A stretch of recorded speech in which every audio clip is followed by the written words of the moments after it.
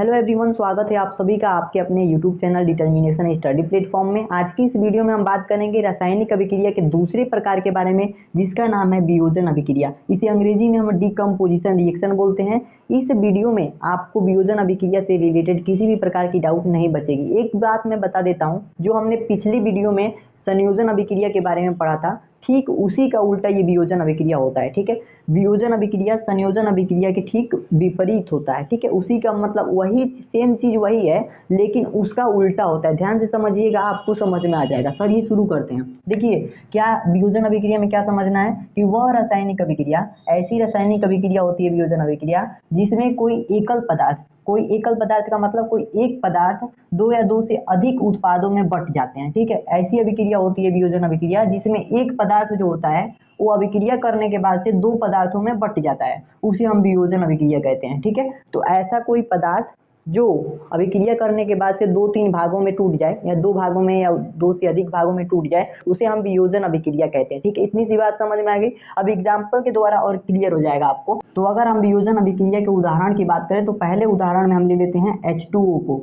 जिसे हम जल के नाम से जानते हैं। H2O को हम जल कहते हैं। जल की अभिक्रिया अगर हम विद्युत धारा की उपस्थिति में कराएं, किसकी उपस्थिति में? विद्युत धारा की उपस्थिति में। विद्युत धारा की उपस्थिति में हम जल की अभिक्रिया कराते हैं, तो हाइड्रोजन और O2 के रूप में ये टूट जाता है। क्योंकि यहाँ पे ऑक्सीजन की संख्या एक है, लेकिन आप पूछेंगे कि ऑक्सीजन की संख्या यहाँ पे आपने दो क्यों लिख दिया? हाइड्रोजन की दो है तो हाइड्रोजन की दो तो मैंने लिखा है, लेकिन ऑक्सीजन की संख्या यहाँ पे दो क्यों लिख दिया? आप ऐसा अगर सवाल कर रहे हैं तो आपको पता होना चाहिए कि ऑक्सीजन एक तत्व है, और केवल एक तत्व किसी भी अभिक्रिया में अकेला नहीं होता है। इस बात को आपको ध्यान में रखना है। केवल ऑक्सीजन लिख देंगे तो गलत हो जाएगा। ऑक्सीजन के साथ एक और तत्व आपको लाना पड़ेगा। ऑक्सीजन ही लाए हैं तो ऑक्सीजन दो हो गया है, तो O2 हमने लिखा है यहाँ पे। इस बात को ध्यान रखिएगा। और जब हमने O2 लिखा तो ये हमारे पास जो अभिक्रिया है ये डिसबैलेंस हो गई है, यानी असंतुलित हो गई है। तो इसको संतुलित करने के लिए हम क्या करेंगे? यहाँ पे O2 है, यहाँ पे ऑक्सीजन केवल एक है, तो इसको हम संतुलित करेंगे। तो यहाँ पे ऑक्सीजन को दो बनाने के लिए इस पूरे कंपाउंड में दो से गुणा कर देंगे। ठीक है, तो यहाँ पे दो ऑक्सीजन हो गया।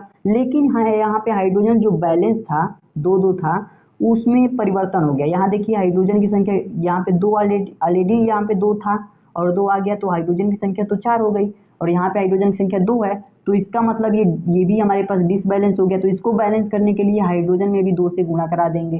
तो यहाँ पे चार हाइड्रोजन, यहाँ भी चार हाइड्रोजन, यहाँ पे दो ऑक्सीजन। ठीक है, तो यहाँ भी दो ऑक्सीजन। इस बात को ध्यान रखिएगा। अब ये बैलेंस हो गया। अब ये सही उदाहरण हमारे पास बना हुआ है। बहुत सारे स्टूडेंट रट करके जाते हैं और गलत उदाहरण लिख करके एग्जाम में चले जाते हैं, इसलिए मैंने इसको बेसिक से बताया ताकि आपको समझ में आ जाए। ठीक है, तो किसी भी तरीके की इसमें कोई प्रॉब्लम नहीं होनी चाहिए। तो अब आपको ध्यान रखना है कि यहाँ पे हमारे पास केवल एकल पदार्थ था, एक पदार्थ था, और ये एक पदार्थ की अभिक्रिया विद्युत धारा की उपस्थिति में जब हमने कराया तो यहाँ पे दो पदार्थ बन गए। पहला पदार्थ ये, दूसरा पदार्थ ये। दो पदार्थों के रूप में ये उत्पादित हो गए, यानी कि इसके जो उत्पाद हैं, जो प्रोडक्ट बने हैं, दो बने हैं। ठीक है, तो दो बनेंगे या दो से अधिक बनेंगे तो उसे हम कहेंगे वियोजन अभिक्रिया। ठीक है, तो इस बात को ध्यान रखिएगा कि एकल पदार्थ से जब दो या दो से अधिक प्रोडक्ट बन जाएं तो उसे हम कहेंगे वियोजन अभिक्रिया। यही हमारे पास वियोजन अभिक्रिया का उदाहरण है। किसी भी तरीके की कोई भी दिक्कत नहीं होनी चाहिए। ठीक है, तो चलिए दूसरा उदाहरण देखते हैं। दूसरा उदाहरण हम ले लेते हैं कैल्शियम कार्बोनेट वाला। ठीक है, CaCO3। कैल्शियम कार्बोनेट को हम CaCO3 कहते हैं। देखिए, CaCO3 का नाम क्या है? Calcium carbonate. मैं लिख देता हूँ यहाँ पर ताकि आपको कोई भी दिक्कत नहीं हो। कैल्शियम कार्बोनेट, इसे क्या कहते हैं? Calcium carbonate. बहुत लोग इसे चूना पत्थर भी कहते हैं, CaCO3 को, तो इसे भी याद रखिएगा। चूना पत्थर किसे कहा जाता है? CaCO3 को कहा जाता है।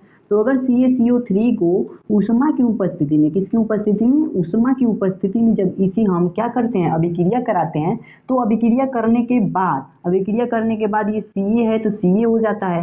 लेकिन यहाँ पे O3 है, यानी कि ऑक्सीजन 3 है, तो एक ऑक्सीजन इसके साथ आ जाता है, और प्लस में बाकी सारा जो बचा हुआ है उसे हम लिख देते हैं। तो Ca था तो Ca हमने लिख दिया। उसके बाद इस ऑक्सीजन, यानी 3 ऑक्सीजन है तो इसमें से एक ऑक्सीजन इसके साथ आ गया, Ca के साथ, और बाकी जो है CO2 इधर आ जाएगा, CO2 2, क्योंकि ऑक्सीजन 3 था तो ऑक्सीजन 1 यहाँ आ गया और कार्बन है तो कार्बन को लिखे हैं, ऑक्सीजन में से 1 चला गया है तो 2 बचा है, तो CO2 लास्ट में बचा है और उसके बाद से CaO बचा है। तो ये हमारे पास जो CaO है इसे हम कैल्शियम ऑक्साइड और CO2 को हम कार्बन डाइऑक्साइड बोलते हैं। ठीक है, इसका नाम हम लिख देते हैं, इसको हम कैल्शियम ऑक्साइड बोलते हैं, कैल्शियम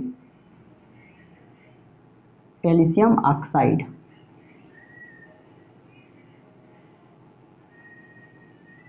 और ये हमारे पास जो CO2 है ये कार्बन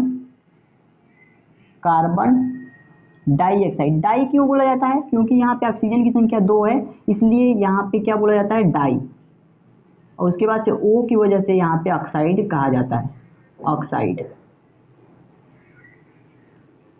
कार्बन डाइऑक्साइड। ठीक है, तो यहाँ पे आप देखेंगे कि एकल पदार्थ CaCO3 यानी कैल्शियम कार्बोनेट एकल पदार्थ था, केवल एक पदार्थ था। इस पदार्थ से जब हमने ऊष्मा की उपस्थिति में अभिक्रिया कराया तो 2 पदार्थ बन गए, कैल्शियम ऑक्साइड बन गया और कार्बन डाइऑक्साइड बन गया। ठीक है, ये 2 पदार्थ बन गए, तो ये जो अभिक्रिया है ये वियोजन अभिक्रिया कहलाएगी। ठीक है, तो इसमें कोई दिक्कत नहीं होना चाहिए, यह जो अभिक्रिया है वियोजन अभिक्रिया कहलाएगी। ठीक है, किसी भी प्रकार की कोई दिक्कत, ये पहले से ये संतुलित है तो इसको संतुलित करने की जरूरत नहीं पड़ेगी। ठीक है, अब देख सकते हैं कैल्शियम की संख्या कैल्शियम की संख्या के बराबर है, कार्बन की संख्या कार्बन की संख्या के बराबर है, ऑक्सीजन की संख्या यहाँ पे दोनों मिला दिया जाए तो ऑक्सीजन 3 है, बाकी इसमें बैलेंस करने की जरूरत है नहीं। ठीक है, तो इसको आप याद रखिएगा कि यह एक वियोजन अभिक्रिया कहलाएगी। ठीक है, तीसरा एग्जाम्पल ले लेते हैं। तीसरा एग्जाम्पल आपको मैं बता दूं तो CO2 जो होता है, कार्बन डाइऑक्साइड जो होता है, अगर इसकी अभिक्रिया करा दें तो ये भी हमारे पास 2 भागों में टूट जाएगा, कार्बन एक अलग टूट जाएगा, बाकी ऑक्सीजन अलग हो जाएगा। ठीक है, तो इस तरह से आप देख पा रहे हैं कि यहाँ पे C प्लस में O2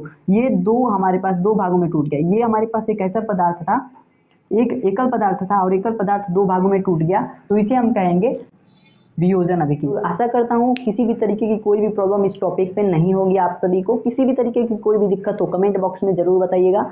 अभी के लिए इतना ही रखते हैं दोस्तों, मिलते हैं नेक्स्ट वीडियो में, तब तक के लिए धन्यवाद।